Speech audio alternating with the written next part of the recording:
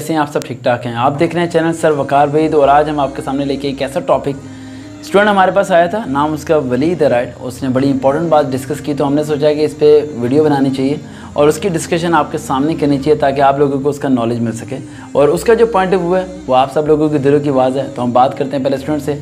अस्सलाम वालेकुम बेटा। अच्छा बेटा, आपका क्वेश्चन क्या है? पहले क्वेश्चन बताएं। सर मेरा क्वेश्चन ये है कि इंटर के चलो ऊंचा बताएं थोड़ा सा। मेरा क्वेश्चन ये है कि इंटर के बाद क्या करना चाहिए मुझे? अभी आप क्या कर रहे हैं? आईसीएस फिजिक्स कर रहे हैं और आप ये पूछना चाह रहे हैं कि आप बीए करें, बीएससी करें या बीबी ऑनर करें, किस डिग्री की तरफ आप जाना चाहिए? असूलन तो आईसीएस के बाद सॉफ्टवेयर इंजीनियरिंग की फील्ड बनती है, लेकिन मैक्सिमम बच्चे उस इंजीनियरिंग की फील्ड की तरफ नहीं जा पाते, मेरिट पे नाम नहीं आता या यूनिवर्सिटी सेलेक्ट नहीं हो पाती। स्टूडेंट्स के पास ये बड़ा इंपॉर्टेंट क्वेश्चन होता है कि हम इंटर के बाद क्या करें या मैट्रिक के बाद कौन सी डिग्री को डिसाइड करें। मैं बड़ा इंपॉर्टेंट छोटे से पॉइंट में ना आपको इस प्रॉब्लम का सोल्यूशन देता हूँ। क्योंकि आपकी जितनी डिग्रीज है ना वो सारी डिपेंड करती है आपके फादर की सैलरी के ऊपर। थोड़ी सी बातें कड़वी हैं लेकिन सच्ची है। आपकी फादर की जो सैलरी है ना वो डिसाइड करती है कि आपने सीए करना है। देखो एक बच्चा बहुत मेहनती है, वो कहता है मैंने सीए करना है। वो मेहनती का अल्फाज और सीए के अल्फाज दोनों बहुत अच्छे हैं, लेकिन जो सीए की फ़ीस है ना वो अच्छी नहीं है, वो लाखों रुपये है। वो जो 25, 30, 35 हज़ार रुपये कमाने वाला बाप है, बड़ी मुश्किल से अपने 4 बच्चों को पाल रहा है, वो 1.5 लाख रुपये फ़ीस नहीं दे सकता।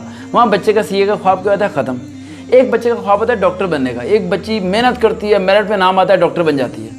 और एक बच्चा उसके मेरिट में नाम नहीं आता, लेकिन क्या वो नालायक है? नहीं, वो लायक है, लेकिन उसका मेरिट पे नाम नहीं बन सका।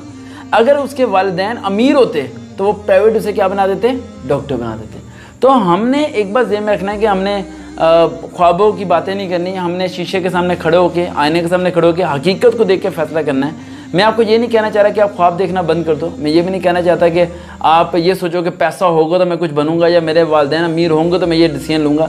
आप सिर्फ ये देखो कि जिस कश्ती में आप सवार हो वो कितना वज़न उठा सकती है, बस इस चीज़ के बारे में ज़हन में रखो। आप हमेशा उस यूनिवर्सिटी को डिसाइड करो जिसकी फीसिस आपके फादर अफोर्ड कर सकते हैं। फॉर एग्जाम्पल एक बच्चा मेरे पास आया और मुझे आके कहने लगा कि सर बताएं मैं कौन सी डिग्री करूं मैट्रिक के बाद। तो मैंने कहा बेटा आपके वालिदैन की तबीयत ठीक है या ख़राब है?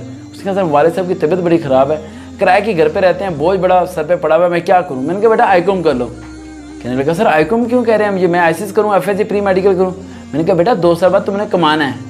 एफएससी प्री मेडिकल आईसीएस के बाद कोई भी तुम्हें नौकरी पे नहीं रखेगा, लेकिन आईकॉम के बाद तुम्हें कैशियर गवर्नमेंट में लाजमी रखेगा।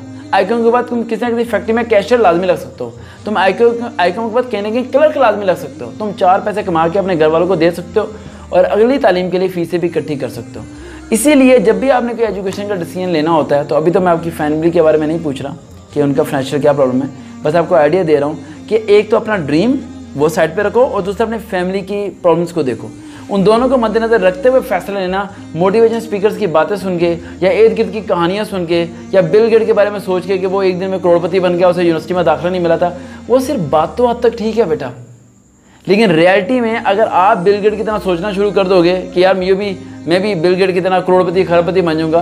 करोड़ों में ना एक लकी होता है, वो लकी अपनी मेहनत से नहीं होता, वो कुदरत की तरफ से लकी होता है।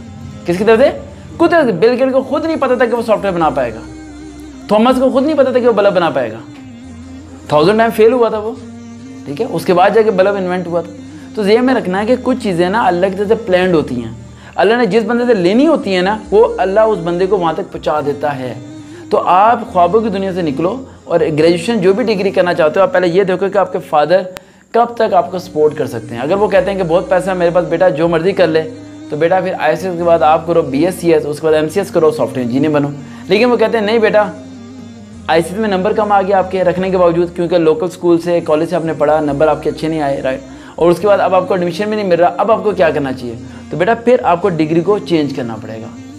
मेजोरिटी को मैं क्यों कहता हूँ कि जब भी आप डिग्री को चेंज करने के बारे में सोचें तो आप घर के सिनेरियो के बारे में लाजमी ज़हन में रखें। घर का सिनेरियो आपको बताता है कि आपने कौन सी डिग्री करनी है। और ये क्वेश्चन मार्क में छोड़ के जा रहा हूँ आप तमाम बच्चों के लिए जो इस टाइम मेरी आवाज़ को सुन रहे हैं। आप लाइफ का कोई भी डिसीजन लें, अपनी फैमिली को हकीकत में देख के डिसीजन लीजिएगा, वरना डिसीजन ना लीजिएगा। वो बच्चे जो 2 मिनट की गर्मी बर्दाश्त नहीं कर सकते, पसीना बर्दाश्त नहीं कर सकते, वो वालिदैन का सहारा कहाँ बनेंगे? ज़रा सोचिएगा। दोबारा मुलाकात होगी, देखते रहे चैनल सर वकार वहीद। अल्लाह हाफिज़।